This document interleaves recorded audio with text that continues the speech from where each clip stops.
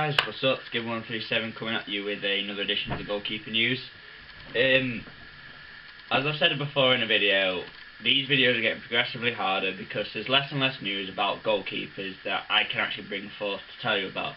So they're kind of just spreading into football news, which I don't think you guys will mind as much. Yeah, I'm going to keep trying to put little bits about goalkeepers in each story that I bring to you. So I asked a couple of my friends yesterday, and I got the same response from every single one of them saying, talk about the North London derby that's coming up this weekend. For some of you that may not know what the North London derby is, but I reckon since all of you are football fans you will know, it's Tottenham versus Arsenal, a massive rivalry that's occurred in London. The stories, there's about 3 or 4 different stories that I want to bring out from this. First one, it's about Gareth Bale. Everyone in the world knows who Gareth Bale is now because of the performances he's put in this year in the Premier League. If any of you watch the Monday Night Football, West Ham versus Tottenham, you will have seen Gareth Bale put on a wonder show, especially with that winning goal in the 89th minute where he came from I'd say about 25, 28 yards, smashed it over UCS line and into the top corner. I've had people on Facebook that I'm friends with that are goalkeepers saying, UCS Line should have done better with that. I'll try and find a link of the goal and stick it down in this area down here so you guys can go and judge for yourself whether UCS Line should have done better. In my opinion, the ball moved that much that I don't think UC ever had a chance. Even with him full extended diving, I still don't think he would have saved it. But in news recently, I've seen that people have been comparing Gareth Bale to Lionel Messi and Cristiano Ronaldo, and that those three are in the same bunch together. That's a load of rubbish in my opinion. I really don't think... Yes, Gareth Bale is a top-class player this season. He's probably one of the better players in the Premier League this year, along with like Van Persie, Luis Suarez, people like that. He's put in such a good performance for Spurs, which might see them for a long time actually finish above Arsenal in the final Premier League standings, which I know a lot of my friends who are Tottenham fans want to see happen. So, what do you think about Gareth Bale? Is he the same as Lionel Messi and Ronaldo, or does he still need more time to become one of those players? In my opinion, he still needs more time. I'd like you guys to answer that question down below. Do you think he's in the same category as Lionel Messi and Ronaldo? The second one I want to come up with is managers. Arsene Wenger. I really don't know what's going on with Arsene Wenger. It's 8 years now without a trophy. He's been knocked out of 2 competitions by Bradford and Blackburn. Then they're on the verge of not being eliminated from the Champions League by Bayern Munich. So what's with all the B's? Is it just the way he plays? That's just a joke, by the way, all the B's. But for a team of Arsenal stature with the players they've got, they shouldn't be losing to teams in the lower division. And then I think their FA Cup exit by Blackburn was the first time in about somewhere in double figures years since the insemination of the Premier League and the lower football leagues that Arsenal have been knocked out by a team lower than them in the FA Cup, which in my opinion is shocking. Yeah, you've got the powerhouses of the Premier League now, Chelsea's, Man United's, Man City's, all up there beating teams in lower leagues by 4 or 5 goals. But people now are coming to expect that. They expect Premier League teams to be beating people in lower divisions, especially with the Capital One Cup game against Bradford.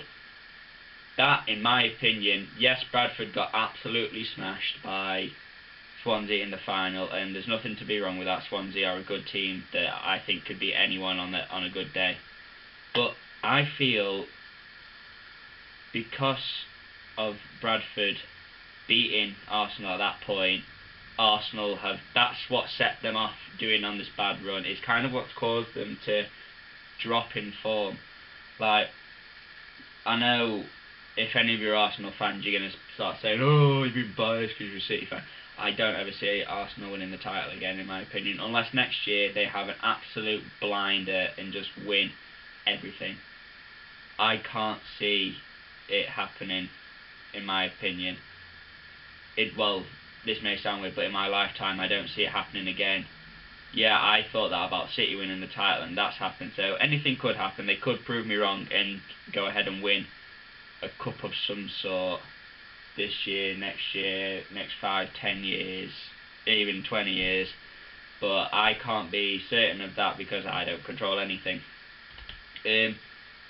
Yeah, so that's kind of about. Do you think Arsene Wenger, because of this 8 years of not winning a single trophy, is under extreme pressure from the board to perform and get a trophy next year, or is he gone? Do you think he'll leave in the summer and be sacked, or do you think they'll keep him to the point that he will win something? I want you guys to go and answer that down below. And my third story is Wojciech Szczesny. He is now the #1 choice goalkeeper for Arsenal since the departure of Manuel Almunia to Watford, but he had a shocker.